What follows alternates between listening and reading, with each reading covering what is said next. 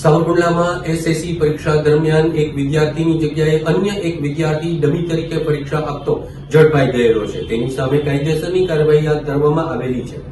હાલ ધોરણ 10 અને ધોરણ 12ની બોર્ડની પરીક્ષા સમગ્ર રાજ્યમાં ચાલી રહી છે. ત્યારે બોર્ડ દ્વારા પરીક્ષા દરમિયાન કોઈ ગેરપ્રવૃત્તિ ન બને તે માટેના કડક પગલાં લેવામાં આવી રહ્યા છે. ત્યારે સાવરકુંડલાની એસએસસી પરીક્ષામાં અન્ય વિદ્યાર્થીની પરીક્ષા આપતો ડમી વિદ્યાર્થી ઝડપાઈ ગયેલો છે.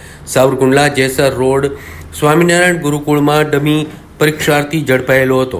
સાવરકુંડલાના જીરા ગામના પરીક્ષાર્થીને બદલે અન્ય વિદ્યાર્થી પરીક્ષા આપતો હતો.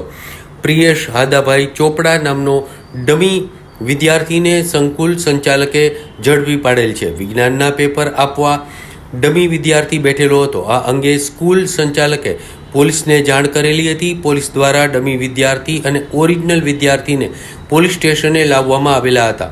સાવરકુંડલા ટાઉન પોલીસમાં ડમી પરીક્ષાર્થી સામે કાયદેસરની કાર્યવાહી કરવામાં આવી. જોકે અગાઉ પરીક્ષાઓમાં પેપર ફૂટવા પ્રકરણમાં સ્વામિનારાયણ ગુરુકુળનું નામ પણ આવેલું જ હતું. ત્યારે ફરી સ્વામિનારાયણ ગુરુકુળ ચર્ચાના કેન્દ્રમાં આવેલ છે.